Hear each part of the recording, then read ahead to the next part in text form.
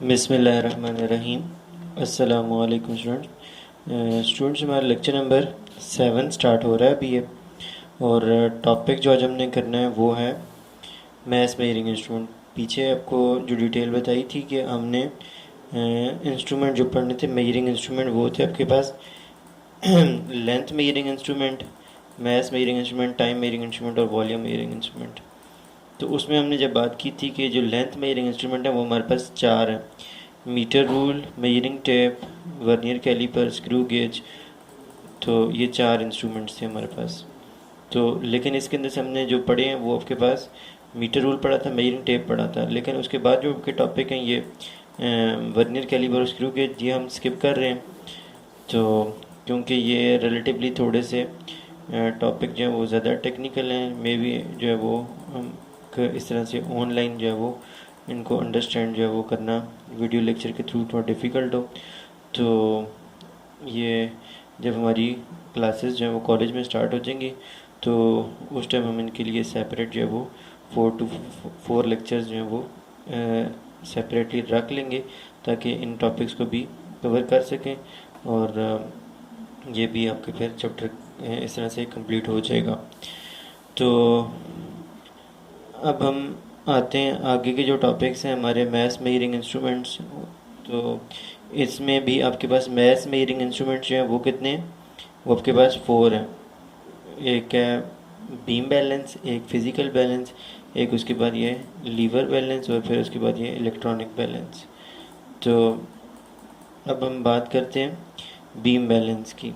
Beam balance क्या होता है? ये आपने देखा होगा कि आमतौर पर जब वो सब्ज़ी वगैरह, सब्ज़ी फ्रूट जो लोग बेचते हैं तो वो इसको यूज़ कर रहे होते हैं। तो आपका नेक्स्ट क्वेश्चन नंबर जो 26 है, 25 तक आपके हो चुके थे क्वेश्चन। क्वेश्चन नंबर 26 आपने ये लिखना है, what is maths measuring, what is beam balance. तो उसका आंसर आपके सामने ये हाईलाइट मैंने किया हुआ है कि आंसर आप लिखेंगे। एक लाइन आपने इस आंसर को लिखने से पहले जो मैं ओरल बोल रहा हूँ वो आपने लिखनी है, फिर उसके बाद ये लिखना है। वो लाइन सिंपल से आपने लिख देनी है, beam balance is a maths measuring instrument. Question आपका है what is beam balance. Answer में अपने फर्स्ट लाइन लिखनी है, beam balance is a maths measuring instrument. और उसके बाद जो है वो सेकंड लाइन आपने ये लिख देनी है जो आगे आपको हाईलाइट करके दिया हुआ है। बीम बैलेंस एक मैथ्स मेजरिंग इंस्ट्रूमेंट होता है। इसमें क्या करते हैं हम, एक आपका अननोन मैथ्स होता है, वो आपके पास सेब होंगे, वो आपके पास कोई आम होगा, जो भी होगा वो आपने जिसका मैथ्स आपको पता नहीं है वो आपका अननोन मैथ्स है, उसको आप एक पेन में रखेंगे। ये 2 पेन बने हुए हैं इसके जिनमें आप चीज़ें रखते हैं। तो एक पेन में आप अननोन मैथ्स रखते हैं, दूसरे के अंदर आपके पास नॉन मैथ्स, आपको पता है कि वो 1 kg का, हाफ kg का और 2 kg के वो आपके पास मेटल के बने भी होते हैं स्टोन्स।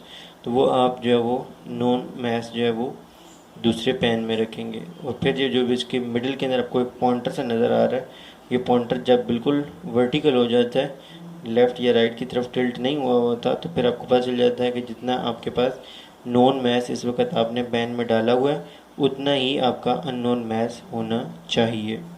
लेट सपोज आपने उसके अंदर 1 kg का रखा और हाफ kg का स्टोन रखा और आपके पास ये वर्टिकल पोजीशन में आ गया पॉइंटर, तो आप इसका मतलब है आपने दूसरे पेन में जो भी चीज़ रखी है उसका मैथ्स फिर 1.5 kg ही होगा। तो आंसर को समझ आ गया होगा कि beam balance is a mass measuring instrument. In a beam balance, the unknown mass is placed in one pan. It is balanced by putting the mass in the other pan. इसको हम फिर balance कर रहे होते हैं एक non mess को दूसरे पैन में रखते हुए। तो ये फिर आगे लिखा हुआ है कि ये ग्रॉसरी शॉप में यूज़ होता है, फलां जगह पे ये चीज़ें हम यूज़ करते हैं। तो बहरहाल ये खैर ये तो पुराने वक्तों में यूज़ होता था, अभी भी यूज़ होता है लेकिन कम यूज़ होता है। तो अब जो है ज़्यादातर जो यूज़ करते हैं हम वो इलेक्ट्रॉनिक बैलेंस यूज़ होता है। तो बहरहाल आपका भाई ये पहला हो गया, आपने इसकी डायग्राम भी साथ आंसर के साथ क्वेश्चन नंबर 26 के साथ बना देनी। अगला आपके पास है फिजिकल बैलेंस। तो अगला क्वेश्चन आप नोट करेंगे, question number 27, what is physical balance. और इसमें आपने ये सारा लिखना है, ये आपके पास जो यहाँ पर हाईलाइट किया है और फिर उसके बाद ये अगले पेज के ऊपर ये यहाँ तक। तो ये सारा इसका आंसर है। अब फिज़िकल बैलेंस क्या होता है, इसकी आपके सामने पिक्चर आपको क्लियर करके मैं दिखा देता हूँ।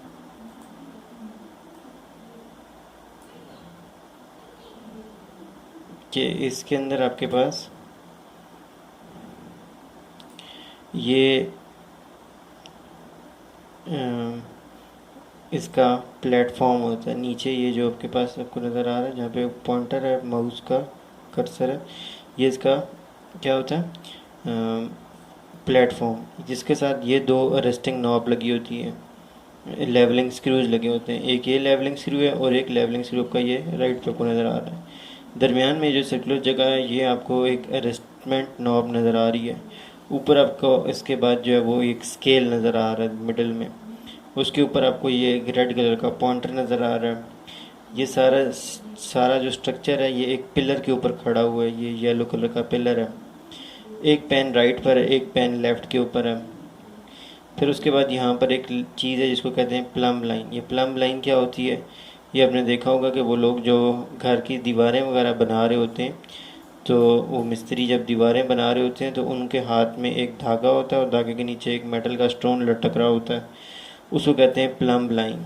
तो वो इसलिए होता है ताकि आप किसी भी चीज़ को जो है वो लेवल कर सकें, स्ट्रेट जो है वो रख सकें। फिर उसके बाद ये पिलर के ऊपर जो स्ट्रक्चर पड़ा हुआ है, उसको उसके लिए अपने एक बीम यूज़ किया। ये पर्पल कलर का सारा ये बीम है। उस बीम के साथ ये दो पेन लटके हुए हैं।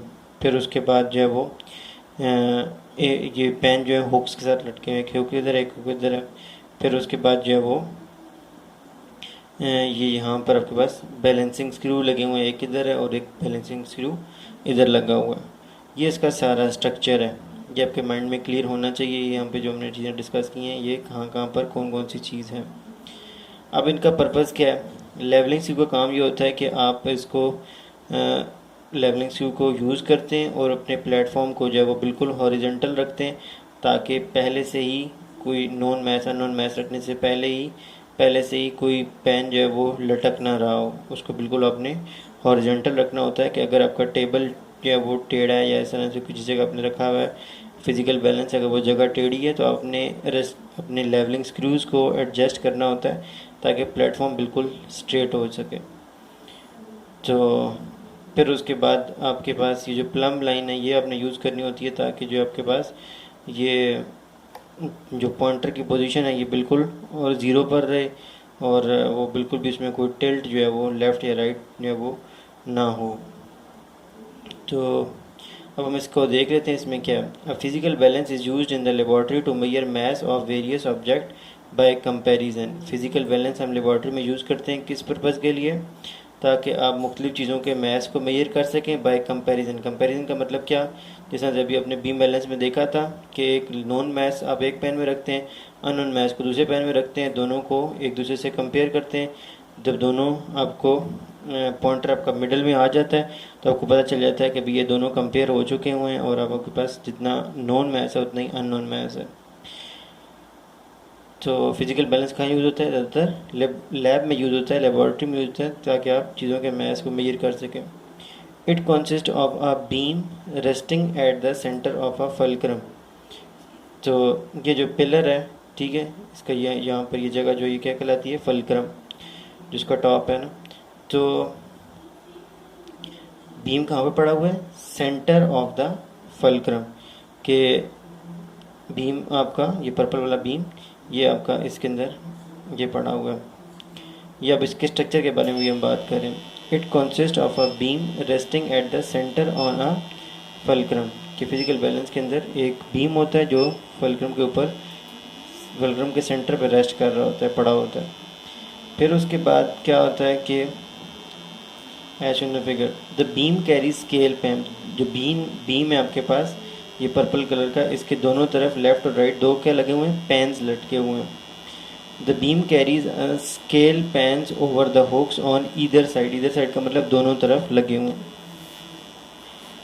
Unknown mass is placed on the left pan. जो आपके पास अननोन मैस है, चाहे वो आपके पास कोई साल्ट हो गया या कोई और पाउडर हो गया जिसका आप मैस फाइंड करें, उसको आपने कहाँ पर डालना है, लेफ़्ट वाले पेन के अंदर, इस वाले पेन में। और नॉन मैस को आपने फिर find some suitable standard masses, जो आपका नॉन मैस होता है, that cause the pointer to remain at zero. Obviously जब आप लेफ़्ट पे डालते जाएंगे ना अपना अननोन मैस, तो ये पॉइंटर ज़ीरो से हट जाएगा, ये राइट की तरफ चला जाएगा। अब आपको जो है वो राइट वाले पेन के अंदर कोई स्टैंडर्ड सूटेबल मैस जो है वो डालना पड़ेगा, ताकि आपका पॉइंटर कहाँ पर आ सके, एग्जैक्टली दरमियान में ज़ीरो पर आ सके। जब वो ज़ीरो पर आएगा तो जितना आपने राइट के ऊपर स्टैंडर्ड मैस डाला होगा उस सारे का, वो सारा जितना भी बन रहा होगा उतना ही आपका अननोन मैस भी होगा। तो ये इसकी सिंपल सी वर्किंग है। हाँ, अब इसमें एक क्वेश्चन यहाँ पर होता है कि लेफ़्ट वाले पेन के अंदर ही हम क्यों जो है वो यहाँ पे लिखा हुआ है कि लेफ़्ट वाले पेन के अंदर हम क्यों अपना ऑब्जेक्ट रखते हैं। तो उसकी क्या वजह है कि वो लेफ़्ट वाले पे रखेंगे तो आपने जो अननोन मैथ्स है वो तो एक ही दफ़ा रखना होता है जिसका आपने मैथ्स जो फाइंड करें, लेकिन जो आपका नॉन मैथ्स है वो आपने क्या करना है, वो आपने कभी निकालना है, कभी ज़्यादा करना है स्टैंडर्ड मैथ्स जो आपका सूटेबल मैथ्स है, ताकि आप चेक करें कि वो कितना मैथ्स आ रहा है, अपने पॉइंटर को जीरो बनाना है। तो आप अपने फिर राइट हैंड से बार बार उस मैथ्स को निकालते हैं, कभी रखते हैं, निकालते हैं, कभी रखते हैं। तो क्योंकि हमारे यहाँ ज़्यादातर बंदे पर्सन जो होते हैं वो राइट हैंडेड पर्सन होते हैं, तो राइट हैंड से काम करना आसान होता है, कन्वीनियंट होता है। तो सिर्फ इस आसानी के लिए आप इसको इस तरह से करते हैं कि इस पेन में, लेफ़्ट वाले पेन में अननोन मैथ्स को रखते हैं और राइट वाले पेन में सूटेबल स्टैंडर्ड मैसेज डालते जा रहे होते हैं। अदरवाइज़ अगर कोई लेफ़्ट हैंडेड पर्सन हो तो कोई रिस्ट्रिक्शन नहीं है, वो अननोन मैथ्स को राइट में रख सकता है और सूटेबल स्टैंडर्ड मैथ्स को लेफ़्ट वाले पेन में भी रख सकता है, कोई रिस्ट्रिक्शन नहीं है, लेकिन एक आसानी के लिए ये इस तरह से कहा जाता है। तो find some suitable standard message that cause the pointer to remain at zero. The beam carries scale pen over the hook on either side. beam के ऊपर दो scale pen है. Unknown mass is placed on the left pen. ये आपके पास ना ये यहाँ से ऑनवर्ड्स का ये बुक में कुछ मिस प्रिंटिंग है, तो जिसकी वजह से ये इसने दोबारा से रिपीट करके यहाँ तक लिख दिया। तो आपका आंसर जो है वो यहीं तक है, ये जो यहाँ तक लिखा है ना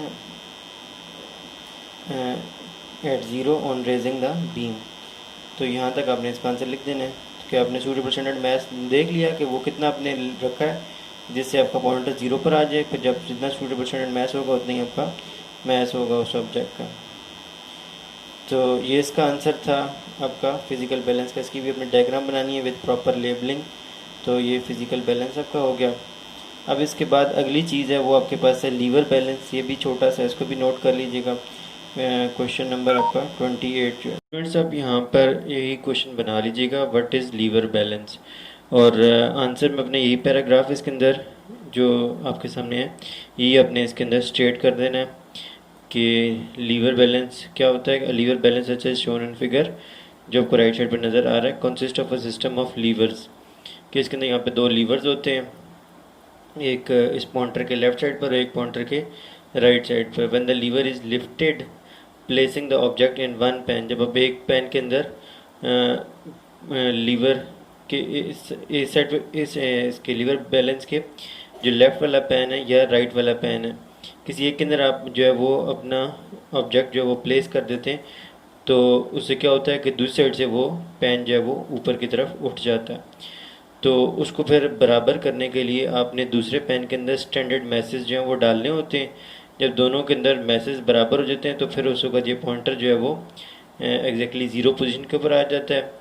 तो जब ये ज़ीरो पोजीशन पे आ जाता है तो जितना आपका स्टैंडर्ड मैस होता है उतना ही फिर आपका अननोन मैस जो है वो होता है, ऑब्जेक्ट का मैस होता है। तो इसमें आपने ये आपका आंसर था क्वेश्चन 28 का। When the lever is rigid, placing the object in one pen and the standard message on the other pen, the pointer on the lever of the lever system move. तो जब आप एक pen के अंदर डालते हैं तो वो दूसरे साइड से जब वो पेन ऊपर की तरफ जाता है तो पॉइंटर उसका अपनी जगह से मूव कर जाता है। The pointer is brought to zero by wearing the standard masses. तो फिर आप डिफरेंट किस्म के मैसेज जो हैं वो स्टैंडर्ड मैसेज उसके अंदर दूसरे पेन के अंदर पुट करते हैं। एक पेन में आपका ऑब्जेक्ट होता है, दूसरे पेन में आप स्टैंडर्ड मैसेज पुट करते जाते हैं जब तक कि जो पॉइंटर है वो ज़ीरो पर आ जाता है। तो जब ज़ीरो पर आता है तो फिर आपका जितना स्टैंडर्ड मैसेज जो है वो पड़े होते हैं उतना ही आपका अननोन ऑब्जेक्ट का मैस होता है। इसके बाद जो आपका फोर्थ मैथ मेजरिंग इंस्ट्रूमेंट हमने स्टडी करना था वो था आपका electronic balance. Electronic balance such as shown in figure.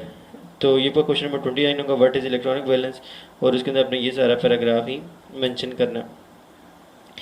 तो electronic balance such as shown in figure comes in various ranges, और ये नंबर जो फिगर के साथ लिखा होता है ना, ये आपने कभी भी नोट डाउन नहीं करना, ठीक है। तो ये तो जस्ट उसने बुक रेफरेंस के तौर पर दिखाने के लिए जो वो नंबर लिखा होता है। तो इलेक्ट्रॉनिक बैलेंस क्या होता है? Electronic balance such as shown in figure comes in various ranges. Milligram वाली भी होते हैं, ग्राम रेंजेस भी होते हैं, किलोग्राम रेंजेस भी होते हैं। फॉर एग्जांपल अगर आप जो है वो ज्वेलरी शॉप के ऊपर जाते हैं जहाँ पर सोना जो है वो सोने के जेवरात बनाए जाते हैं, तो वहाँ पर ऑब्वियसली फिर वो स्मॉल रेंज वाला इलेक्ट्रॉनिक बैलेंस होता है, वहाँ पर किलोग्राम रेंज वाला नहीं होता। और इसी के से अगर आप जो है वो जगह जहाँ पर जो है वो गंदम के दाने तोले जाते हैं, बैग्स बड़े बड़े होते हैं, वहाँ पे गंदम के दाने पड़े होते हैं 40 kg के, 30 kg के, तो वहाँ पर ऑब्वियसली वो वाला इलेक्ट्रॉनिक बैलेंस नहीं होगा जो वहाँ पर ज्वेलरी शॉप पे पड़ा हुआ होता है। तो और जो ज्वेलरी शॉप में होता है वो वहाँ पर नहीं होगा, और जो दाने जहाँ पर मैस धानों का मैस जहाँ मेजर किया जाता है वो वाला बैलेंस कभी भी जो है वो लोग ज्वेलरी शॉप के अंदर नहीं रखेंगे। तो इस तरीके से आपके पास जो है वो मुख्तलिफ रेंजेस वाले इलेक्ट्रॉनिक बैलेंस हम डेली लाइफ में देखते हैं। बिफोर मेजरिंग द मैथ, अब इसको यूज़ कैसे करना होता है? अगर आपने मैथ मेजर करना है, सबसे पहले आपने इसको, क्योंकि ये इलेक्ट्रिकल वे में वर्क करते हैं, तो सबसे पहले आपने इसके ऊपर जो बटन होता है स्विच ऑन का, उसको स्विच ऑन करना होता है, और फिर उसके साथ ही जो है वो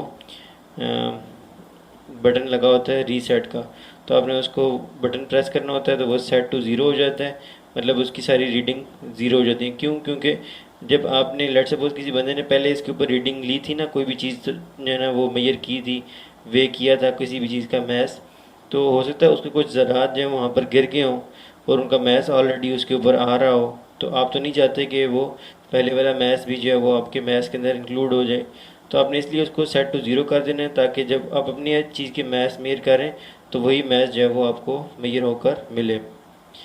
तो इसलिए स्विच ऑन करने के बाद सबसे पहले अपने सेट टू ज़ीरो करना है, फिर उसके बाद जब अपना ऑब्जेक्ट जो है वो अपने उसके अंदर प्लेस कर देना है। The reading on the balance give you the math of the, तो जब आप रखेंगे तो चुप करके आपके सामने जो है वो रीडिंग आ जाएगी कि उसका मैथ ऑब्जेक्ट का कितना। तो ये आपका क्वेश्चन नंबर 29 हो गया। अब आपका ये क्वेश्चन नंबर, चलिए अभी मैं आपको जस्ट ये समझाने के पॉइंट ऑफ व्यू से चीज़ क्लियर कर देता हूँ। ये आपने इसका क्वेश्चन तो नहीं बनाना कि आपके पास ये जो तीन इंस्ट्रूमेंट हमने ब्रीफली स्टडी किए, बीम बैलेंस, फिजिकल बैलेंस, और पढ़े तो चारों हैं, लीवर बैलेंस और वो इलेक्ट्रॉनिक बैलेंस। उनमें से अगर हम तीन की बात कर रहे हैं, beam balance, physical balance, electronic balance, तो इनमें सबसे ज़्यादा एक्यूरेट मेजरमेंट हमें किसने देनी है?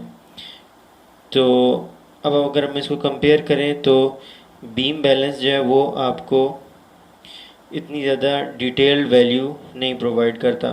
वो आपको लेट्स सपोज आपने कोई चीज़ मेजर की ना, तो वो आपको उसकी वैल्यू दे रहा है 3.2 ग्राम्स, और वही वैल्यू आपने फिज़िकल बैलेंस से मेजर की तो आपको डिटेल्ड वैल्यू मिल रही है 3.24 ग्राम, मतलब 3.2 तक वो आके रुक गया था बी बैलेंस, और ये आपको उससे अगली डिजिट भी बता रहा है कि 3.2 से आगे कितना उसका और मैस इंक्लूडेड था। जबकि इलेक्ट्रॉनिक बैलेंस जो है वो हमें और ज़्यादा डिटेल से वैल्यू बताता है 3.247 ग्राम्स। तो जो जितनी डिटेल से वैल्यू बताता है उतना ज़्यादा वो इंस्ट्रूमेंट ज़्यादा एक्यूरेट होता है, उतना हम उसके ऊपर रिलाई कर सकते हैं। तो अब ये इसकी क्यों ऐसा होता है कि बीम बैलेंस जो होता है उसका लीस्ट काउंट कि कम से कम वो मेजरमेंट कितनी कर सकता है 0.1 ग्राम, जो फिजिकल बैलेंस होता है उसका लीस्ट काउंट होता है 0.01 ग्राम, जबकि जो इलेक्ट्रॉनिक बैलेंस होता है उसका लीस्ट काउंट होता है 0.001 ग्राम। जो इंस्ट्रूमेंट जितनी छोटी मेजरमेंट कर सकता है उतनी वो ज़्यादा हमें डिटेल्ड आंसर जो है वो मेजरमेंट का बता सकता है, तो उसकी आंसर ज़्यादा एक्यूरेट होगा। मतलब जितना लीस्ट काउंट कम होगा किसी इंस्ट्रूमेंट का, उतनी वो हमें ज़्यादा अच्छे तरीके से वैल्यू जो है वो बताएगा। इसलिए जो है इलेक्ट्रॉनिक बैलेंस इन सब में ज़्यादा सेंसिटिव भी है और ज़्यादा एक्यूरेट भी है। सेंसिटिव मतलब कि हल्की सी भी वैल्यू अगर कहीं पे चेंज होती है तो कोई चीज़ ऐड हो रही है, कोई चीज़ सब्ट्रैक्ट हो रही है, तो इलेक्ट्रॉनिक बैलेंस इजीली हमें जो है वो इन्फॉर्म कर देता है कि इसकी वैल्यू जो है वो अब चेंज हो गई है। जबकि जो बीम बैलेंस वगैरह उनके अंदर इतनी सेंसिटिविटी नहीं होती। तो मेन सबसे मेन जो चीज़ है वो यही है कि जिसका लीस्ट काउंट जितना स्मॉल होगा उतना वो इंस्ट्रूमेंट ज़्यादा हमारे लिए अच्छा होगा, एक्यूरेट होगा। तो इसके अलावा हमारे पास कुछ और चीज़ें भी हैं कि आप देखते हैं कि वो इंस्ट्रूमेंट जो ज्वेलरी शॉप में यूज़ होते हैं ना मैस मेयर करने के लिए, वो वाला इंस्ट्रूमेंट कभी भी कोई इस्तेमाल नहीं करेगा। किस पर्पज़ के लिए? गंदम के दाने तोलने के लिए। उसकी क्या वजह है? क्योंकि उसके अंदर उसका साइज़ छोटा होता है, उसकी रेंज कम होती है, उसमें आप थोड़ी सी ज्वेलरी तोल सकते हैं, बहुत ज़्यादा गंदम के दाने तोल नहीं सकते, मतलब उसकी इतनी रेंज नहीं होती। तो और इसी तरीके से जो जिस जगह पर गंदम के दाने तोले जाते हैं तो वो काफ़ी बड़ा इंस्ट्रूमेंट होता है, वो भी इलेक्ट्रॉनिक बैलेंस ही होता है। और उसको कभी भी कोई ज्वेलरी शॉप के अंदर नहीं रखेगा, कभी भी ज्वेलरी शॉप वाली जगह पर उसको इस्तेमाल नहीं करेगा। क्यों? क्योंकि अब उसकी रेंज ज़्यादा है ना, तो रेंज ज़्यादा होने से क्या है, क्योंकि गंदम के दानों में तो इतना प्रॉब्लम नहीं है, दो चार गंदम के दाने ज़्यादा हो जाएँ कम हो जाएँ तो लाखों के दानों के अंदर से तो वो कोई इतना इफ़ेक्ट नहीं क्रिएट करने लगे, उनसे उनकी कोई इतनी ज़्यादा कीमत नहीं होगी, उनकी ज़्यादा कोई कॉस्ट नहीं होगी। उस वजह से वहाँ पर अगर वो इंस्ट्रूमेंट ज़्यादा सेंसिटिव नहीं भी होगा ना तो कोई प्रॉब्लम नहीं होगा। लेकिन अगर एक बंदा उसको उठाकर जो ज्वेलरी शॉप में ला कर रख देता है, तो ज्वेलरी शॉप के अंदर तो सोने के थोड़े से भी ज़रात आगे पीछे होते हैं, तो ऑब्वियसली उनकी कॉस्ट काफ़ी ज़्यादा होती है। तो इसलिए ज्वेलरी शॉप के अंदर उसको नहीं रखा जाता, क्योंकि वो उसकी रेंज ज़्यादा है, उसमें कोई डाउट नहीं है, काफ़ी ज़्यादा चीज़ वो मैस मेजर कर सकते हैं, लेकिन उस वो इतना ज़्यादा सेंसिटिव नहीं है। और जो ज्वेलरी शॉप में यूज़ होता है वो काफ़ी उसकी रेंज कम है, वो उसके अंदर आप गंदम के दाने नहीं तोल सकते, लेकिन वो काफ़ी सेंसिटिव है। तो इससे हमें एक चीज़ पता चली कि वो इंस्ट्रूमेंट जो ज़्यादा सेंसिटिव होता है उसकी इतनी रेंज नहीं होती, और वो इंस्ट्रूमेंट जिसकी रेंज ज़्यादा होती है वो फिर इतना ज़्यादा सेंसिटिव नहीं होता। उसके अंदर दो चार दाने ऐड हो जाएं कम हो जाएं उसको पता नहीं चलता, जिसकी रेंज काफ़ी ज़्यादा होती है। तो यहाँ पर ये इस बारे में डिटेल लिखी हुई है, अगर आप यहाँ से ये यूज़फुल इन्फॉर्मेशन पढ़ना चाहें तो आप यहाँ से पढ़ लीजिएगा। तो लेकिन अभी तक जो आपके क्वेश्चन हुए थे वो आपके यहाँ तक हुए, question number 29 what is electronic balance तक। तो अभी ये हमारा लेक्चर नंबर 7 वाइंड अप हो चुका हुआ है, और इंशाल्लाह नेक्स्ट लेक्चर के अंदर हम ये स्टॉप वॉच और इसके बाद मेजरिंग सिलेंडर मतलब टाइम मेजरिंग इंस्ट्रूमेंट और वॉल्यूम मेजरिंग इंस्ट्रूमेंट को इंशाल्लाह स्टडी करेंगे। तो अभी तक जितना हो गया आप इसको प्रिपेयर करें क्वेश्चन नंबर 29 तक, यहाँ तक। तो अल्लाह हाफ़िज़।